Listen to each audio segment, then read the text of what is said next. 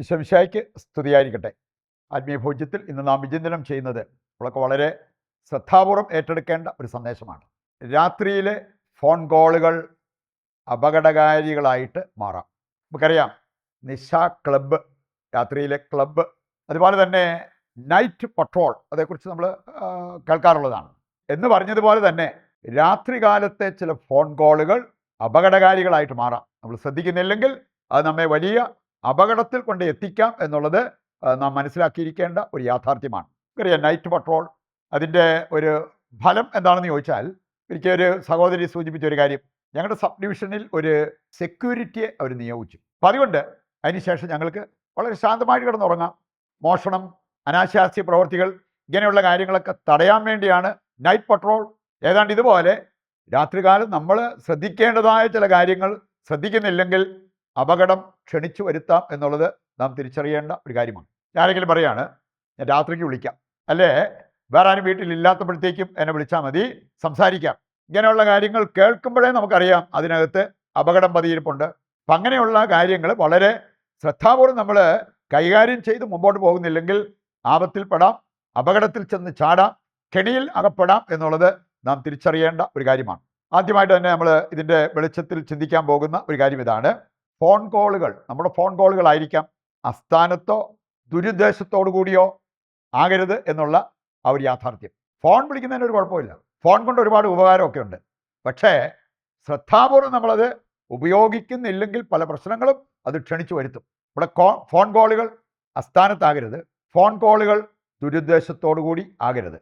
അത് ശ്രദ്ധിക്കുന്നവർക്ക് ആ ഒരു കാര്യം ഒഴിവാക്കാനായിട്ട് സാധിക്കും, അപകടം ഒഴിവാക്കാൻ പറ്റും. ഒരു വൈദികൻ സൂചിപ്പിച്ചൊരു കാര്യം, അദ്ദേഹം പറഞ്ഞത്, ഞാൻ മിനിസ്ട്രി നടത്തുന്ന സമയത്ത് ഫോൺ തൊടാറില്ല. രണ്ടാമതൊരു കാര്യം, 10 മണിക്ക് ശേഷം ഞാൻ ആരെയും വിളിക്കാറുമില്ല. ആ വൈദികനെ കുറിച്ച് വലിയ പരാതിയോ അല്ലെങ്കിൽ മറ്റു പ്രശ്നങ്ങളോ ഒന്നുമില്ല.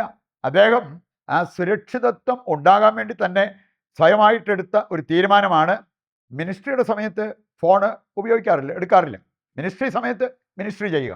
പിന്നെ ലേറ്റ് നൈറ്റ് അങ്ങനെയുള്ള സമയത്തുള്ള ഫോൺ കോളുകളെല്ലാം അദ്ദേഹം ഒഴിവാക്കും. കാരണം അത് അപകടം ക്ഷണിച്ചു വരുത്താം എന്നുള്ള ആ ഒരു കാര്യം പുള്ളി മനസ്സിലാക്കിയിട്ടാണ്.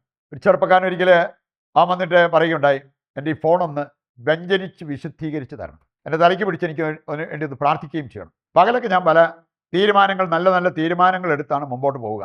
രാത്രിയായി കഴിയുമ്പം, കിടക്കാറാകുമ്പം ഓരോ ചിന്ത മനസ്സിലേക്ക് വരും. ഇനി അങ്ങനെ വന്നു കഴിയുമ്പം ചിലപ്പോൾ ചിലരെ വിളിക്കുന്നതായിരിക്കാം. വിളിച്ചു കഴിഞ്ഞാൽ പിന്നെ അത് പോയി അവസാനം പാപപ്രവൃത്തിയിൽ ചെന്നെത്തും. അതാണ് എൻ്റെ ജീവിതത്തിൽ സംഭവിച്ചുകൊണ്ടിരിക്കുന്നത്. ഇതെല്ലാം കാരണം എനിക്ക് ഒരു സ്വസ്ഥതയോ സന്തോഷമോ ഒന്നുമില്ല, ഞാൻ നിരാശനാണ്.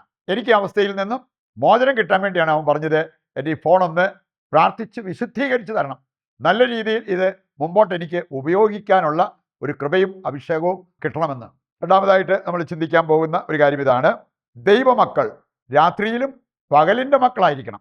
ഇരുട്ടായിരിക്കാം, രാത്രിയായിരിക്കാം, പക്ഷെ നമ്മൾ ഇരുട്ടിൻ്റെ മക്കളാകരുത്, പകലിൻ്റെ മക്കളായിരിക്കാൻ. അത് നമ്മൾ രാത്രിയാണേലും പകലാണേലും ദൈവത്തിൻ്റെ സ്വന്തമായിരിക്കാൻ വിളിക്കപ്പെട്ടവരാണെന്ന് കർത്താവിൻ്റെ വചനം നമ്മെ കൃത്യമായിട്ട് ഓർമ്മിപ്പിക്കുന്നുണ്ട്. 1 തെസ്സലോനിക്ക 5-ാം അധ്യായം 5-ാമത്തെ വചനവും 10-ാമത്തെ വചനവും ഇതിലേക്ക് പ്രകാശം വീശുന്നുണ്ട്. 1 തെസ്സലോനിക്ക 5:5, നിങ്ങളാരും അന്ധകാരത്തിൻ്റെ മക്കളാകരുത്, പകലിൻ്റെ മക്കളായിരിക്കാൻ വിളിക്കപ്പെട്ടവരാണ്. 10-ാമത്തെ വചനത്തിലേക്ക് വരുമ്പോൾ, ഉറക്കത്തിലും ഉണർവിലും നാം അവനോടൊത്ത് ജീവിക്കേണ്ടതിനാണ് അവൻ നമുക്ക് വേണ്ടി മരിച്ചത്. രാത്രിയായ നമുക്ക് ഇനി അന്ധകാരത്തിൻ്റെ മക്കളാകാം. രാത്രിയായി കഴിയുമ്പോൾ വേണമെങ്കിൽ നമ്മൾ എടുക്കുന്ന ഫോൺ, അതുപോലെ തന്നെ വിളിക്കുന്ന ഫോൺ, ഇതെല്ലാം വേണമെങ്കിൽ അന്ധകാരത്തിൻ്റെ മക്കളാക്കി നമ്മളെ മാറ്റിയെന്ന് വരും. അതാകാതിരിക്കാൻ ശ്രദ്ധിക്കണം. കാരണം രാത്രിയിൽ പോലും പകലിൻ്റെ മക്കളായിരിക്കാൻ വിളിക്കപ്പെട്ടവരാണ് ദൈവമക്കൾ. അവസാനമായിട്ട് നമ്മൾ ചിന്തിക്കുന്നത്, പ്രകാശം ഇഷ്ടപ്പെടാത്തവർ യേശുവിനെ ഇഷ്ടപ്പെടാത്തവരാണ്. പ്രകാശത്തിൻ്റെ മകളാകാൻ ഇഷ്ടപ്പെടാത്തവർ യേശുവിനെ സ്നേഹിക്കാത്തവരാണ്. യേശുവിനെ ഇഷ്ടപ്പെടുന്നവർ പ്രകാശത്തെ ഇഷ്ടപ്പെടും. പ്രകാശത്തിൻ്റെ മക്കളായി ജീവിക്കാൻ അവർ തയ്യാറാവുകയും ചെയ്യും. നമുക്ക് ഏതാനും വചനങ്ങൾ എടുക്കാം. യോഹന്നാന്റെ സുവിശേഷം 8-ാം അധ്യായം 12-ാമത്തെ വചനം നമ്മെ ഓർമ്മിപ്പിക്കുന്നത്, യേശു പറഞ്ഞൊരു കാര്യം, ഞാൻ ലോകത്തിൻ്റെ പ്രകാശമാണ്. യേശു ലോകത്തിൻ്റെ പ്രകാശമായിട്ട് വന്നവനാണ്. അന്ധകാരത്തിൽ കഴിയുന്നവർക്ക് പ്രകാശമാകാൻ വന്നവനാണ് യേശു ക്രിസ്തു എന്നുള്ളത് വചനം കൃത്യമായിട്ട് നമ്മെ ഓർമ്മിപ്പിക്കുന്നുണ്ട്.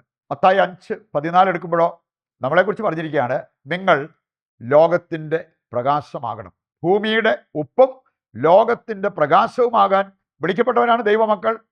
അതുകൊണ്ട് ഇരുട്ടിൻ്റെ മക്കളാകാതെ പ്രകാശത്തിൻ്റെ മക്കളാകാൻ നമ്മളെപ്പോഴും ശ്രദ്ധയുള്ളവരാകണം. യോഹന്നാൻ 3:19 വായിക്കുമ്പോൾ അവിടെ പറഞ്ഞിരിക്കുന്ന ഒരു കാര്യം, പ്രകാശത്തെക്കാൾ അന്ധകാരത്തെ സ്നേഹിക്കുന്നവർക്ക് ശിക്ഷാവിധി ഉണ്ടാവും. യേശു വന്നത് നമ്മളെ പ്രകാശത്തിലേക്ക് നയിക്കാൻ വേണ്ടിയാണ്. പിതാവായ ദൈവം യേശുവിനെ തൻ്റെ ഏകജാതനെ നൽകിയത് അവനിൽ വിശ്വസിച്ച് നമ്മൾ പ്രകാശത്തിൻ്റെ മക്കളാകാനും നിത്യജീവൻ പ്രാപിക്കാനും വേണ്ടിയാണ്. ഇനി അത് ഇഷ്ടപ്പെടാത്തവർക്ക് ശിക്ഷാവിധി ഉണ്ടാകും എന്നുള്ളത് കർത്താവിൻ്റെ ഈ വചനം നമ്മെ ഓർമ്മിപ്പിക്കുന്ന ഒരു കാര്യമാണ്. റോമാലേഖനം 13-ാം അധ്യായം 12-ാമത്തെ വചനം എടുക്കുമ്പോൾ റോമ 13:12, ആകയാൽ നമുക്ക് അന്ധകാര പ്രവൃത്തികൾ പരിത്യജിക്കാം. അന്ധകാര പ്രവൃത്തികൾ, യേശുവിനെ സ്നേഹിക്കുന്നവർ, യേശുവിനോട് ഐക്യപ്പെട്ടവർ അന്ധകാര പ്രവൃത്തികൾ അവരെ പരിത്യജിക്കും. എന്നിട്ട് പ്രകാശത്തിൻ്റെ ആയുധങ്ങൾ ധരിക്കും. നമ്മൾ നടത്തുന്ന ഫോൺ വിളികൾ പകലാണേലും രാത്രിയിലാണേലും അതെല്ലാം നമ്മളെ പ്രകാശത്തിൻ്റെ മക്കളായി ജീവിക്കാൻ നമ്മളെ സഹായിക്കണം. ഒരിക്കലും അന്ധകാരത്തിൻ്റെ മക്കളാക്കി നമ്മളെ മാറ്റരുത്.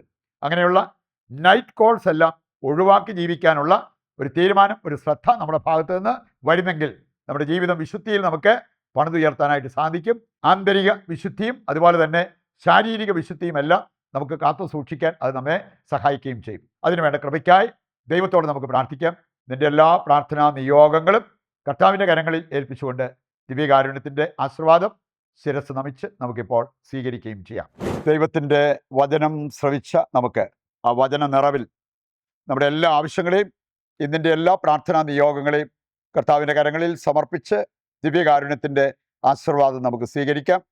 യേശുവേ നന്ദി, യേശുവേ സ്തുതി, ഹല്ലേലൂയ, യേശുവേ ആരാധന, യേശുവേ നന്ദി.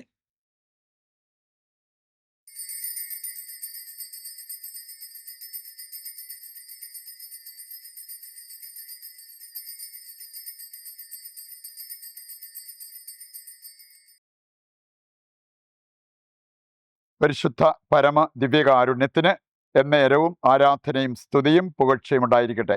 നാളെ മറ്റൊരു എപ്പിസോഡുമായി വീണ്ടും നമുക്ക് ഒന്നിക്കാം. ദൈവം നിങ്ങളെ സമർത്ഥമായി അനുഗ്രഹിക്കട്ടെ.